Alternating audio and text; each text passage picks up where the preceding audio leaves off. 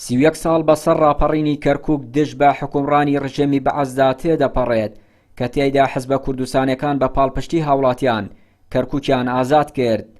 حزبە کوردستانیەکانی بەرەی کوردستانی ئەو کات بۆ ماوەی تەنها 11 ڕۆژ توانیان لە کەرکووک بمێننەوە، بەڵام بەهۆی نەبوونی پلانێکی تۆکمە و پێشوەخت هەرزوو کەرکووک لەدەست درایەوە.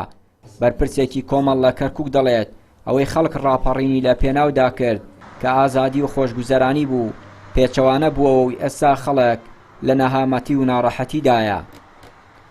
خۆی کاتی خۆی کە ڕاپەڕین کرا خەڵک بۆیە ڕاپەڕینی کە لەسەر ستەم و لەسەر ئەو حیزبەی کە خۆی سەپان و بەسەر هەموو عێراقا کە حیزبی بەعەز بوو ڕزگاری بێت. بەڵام بەداخەوە پاش ڕوخانەی ڕژێمی بەعەز ئێستا ئەوەی کە بەدی هاتۆ بۆ خەڵک نەهامەتیە، ئێستا ئەوەی کە بەدی هاتۆ بۆ خەڵک سەرگەردانیە. یعنی پارتی و یەکێتی بە تەحدید ئەوەی کە خزمەت ناکەن، ئەوەی کە مەسەڵەن لە بەرژەوەندی میلەت نییە، ئەوەی کە لە بەرژەوەندی حیزبی شخصی خۆیان ئەو ئەنجامەدەن. تەنانەت سیرەکە ئێستا لە بۆ نمونە بچووکترین پۆستی سەرۆکۆمار لە پێناو بەدەستهێنانی پۆستی سەرۆکۆمارە کۆمەڵی پۆستی نەتەوایەتی و نیشتیمانی لەدەست درراوە. ئێستا حالیان مەسەڵەن دوای پۆستی سەرۆکۆمار پۆستی پارێزگاری کەرکووکە، دوای منافەسەکە گەڕن بۆ پۆستی پارێزگاری کەرکووک. یعنی ئەمە وایری هاتووە هەموو مافەکانی کورد پشتگوێ خراوە.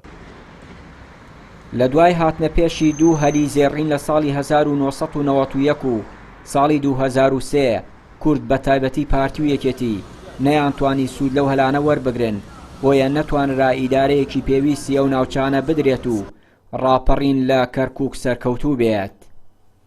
بەڵام لەگەڵ ئەوەش هاتنەوەی هێزە کوردیەکان بۆ ئەم شارە هەمان هەڵی ساڵی 91 دووبارە کردو. جاری تر کەوتنە سەر ئەوەی ینی پێش داخلبوونیان بۆ ناو شاری کەرکووک بە GPS شوێنەکانیان دابش کرده بوو کامن بینایە بۆ کامن حزب بێت.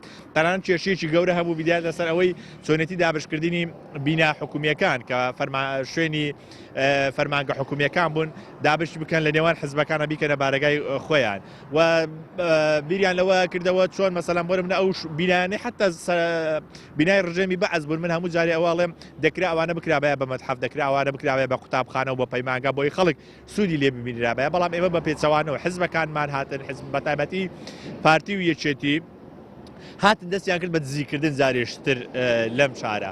بەر لە ڕاپەڕینەوە توێکیش کورد ئەوەی دەزانی کە حکوومەتی عێراقی هێرشەکاتە سەر کوێیت و ماوەیەکشی پێچووکایە توانی بە بەرنامەتر ڕاپەڕین بکەن.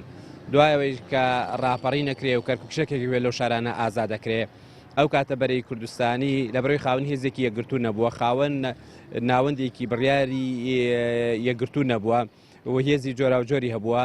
دوای 11 ڕۆژ ناتوان پارێزگاری لەم شارە بکەن. جگە لەوەی کاتێک کەرکووک ئازاد دەکرێت لە ماوەی ئەو 11 ڕۆژەیە حکوومەتی عێراقی داوای گفتوگۆکە لە بەرەی کوردستانی، بەڵام بەرەی کوردستانی لە بەرەوەی خاوەن بڕیارێکی یەکگرتوو نەبوویان سەرچاوی بڕیار دیار نەبوو، نەیانتوانیو لە ماوەی دیاریکراوە وەڵامی ئەو کاتی حکوومەتی عێراقی بدەنەوە. واتە ئەو گفتوگۆیی دوای کۆڕەوەکە کردمانەمانتوانی لە ڕزگارکردنی کەرکووکە بمان کردای و کورد کارتی بەهێزتریە بوو. کورد لە ماوەی چەندین ساڵ دەسەڵات و هاتنە پێشی گەیان هەلی لەبار بۆ ئیدارەدانی ناوچە جێناکۆکەکان، بەڵام بەهۆی ململانی سیاسی و بەرژەوەندی حزبی کورد نەیتوانی لە ئیدارەدانی ئەو ناوچانە بەردەوام بێت. تا ئەو ڕادەیە ئێستا کورد لە پۆستە ئیدارەکانی کەرکووک و ناوچە جێناکۆکەکانی دیکە کەمینەیە و مەترسیش دەکرێت زیاتر پەراوێز بخرێت. چیانوری کەناڵی پەیام، کەرکووک.